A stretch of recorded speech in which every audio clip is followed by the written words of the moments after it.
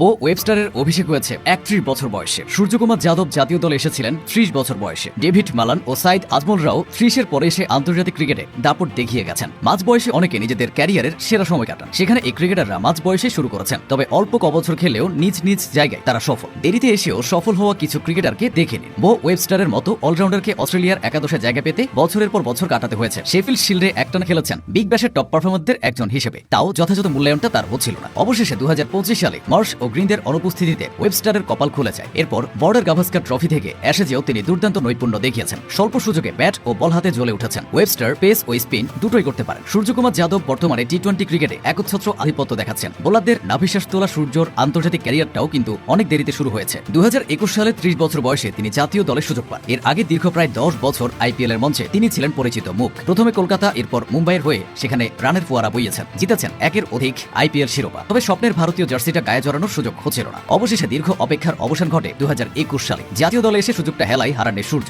৩০-এর কাছাকাছি বয়সে জাতীয় দলে আসা আরেক ভারতীয় ক্রিকেটার বরুণ চক্রবর্তী। মিস্ট্রি স্পিনের ভেলকিতে ব্যাটসম্যানদের কুপকাত করা বরুণের বয়সটা এখন ৩৪। ২০২০ সালে কলকাতার জার্সিতে চমকপ্রদ পারফরমেন্সের পর ২৯ বছর বয়সে এসে তিনি জাতীয় দলের সুযোগ পান। এরপর অবশ্য বাদ পড়ে আবারও দুর্দান্ত কামব্যাক করেছেন। পাকিস্তানের সাইদ আজমলও ৩০ বছর বয়সে আন্তর্জাতিক ক্রিকেটে পা রেখেছিলেন। যে বয়সে ক্রিকেটাররা নিজেদের সেরা সময় কাটান, সে সময় তিনি ক্রিকেট পাড়ার নতুন মুখ। অবশ্য বয়সটা তার সাফল্যে বাধা হতে পারেনি। অভিষেকের পর থেকে একের পর এক ঝলক দেখিয়ে পাকিস্তানের স্পিন বোলিং এর নেতা বনে গিয়েছিলেন আজমল। ২০০৯ সালে বিশ্বকাপ জয়ী টি-20 দলের অন্যতম সদস্য ছিলেন তিনি। এরপর ক্রিকেট দুনিয়ায় মিস্ট্রি বোলার হিসেবে তার খ্যাতি ছড়িয়ে পড়ে। ক্যারিয়ার শুরুর মাত্র ৩ বছরের মাথায় ২০১১ সালে ওয়ানডেতে বোলিং র্যাঙ্কিং এর শীর্ষে উঠে আসেন সাইদ আজমল। এরপর ২০১২ সালে তিনি টি-20 র্যাঙ্কিংয়েও শীর্ষস্থান দখল করেন। অস্ট্রেলিয়ার মাইকেল হাসিও মাঝ বয়সে এসে আন্তর্জাতিক ক্রিকেটের সুযোগ পেয়েছিলেন। হাসি ক্রিকেট খেলেছিলেন মোটে ৭ থেকে ৮ বছর, আর তাতেই হয়েছেন ইতিহাসের অংশ। তিনি ২০০৪ সালে ওয়ানডে দিয়ে যখন আন্তর্জাতিক ক্রিকেটে পা রেখেছিলেন, তখন তার বয়স হয়ে গিয়েছিল ২৮ বছর। এই বয়সে এসেই ধরে রেখেছিলেন অবিশ্বাস্য ধারাবাহিকতা। ১৮৫ ওয়ানডেতে ৪৮ গড়ে ৫,০০০-এর বেশি রান ছাড়াও ৭৯ টেস্টে ৫১ গড়ে হাসি ৬,০০০-এর বেশি রান করেছেন। টেস্টে ১৯টি সহ